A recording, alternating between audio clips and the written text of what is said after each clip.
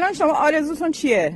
من حقیقت بگو دیگه. آره مگه میگه آرزو چش داری آرزو حقیقت بگو. خب من که حقیقت میگم آرزو یک چیزی مخاطب مثلا مال بابا. دنیا بریم به درد نمیخوره خب دیگه ماشین به دردم نمیخوره موتور به دردم نمیخوره یک خانمه که باز میخواد خطش خیلی بلند باز علی بتون علی بدنه بتون بفهمه علی بدنه بیاشون سیاه و چند آها اشکال نداره من فیلم تو دارم میگیرم بابام بود همه بفهمن.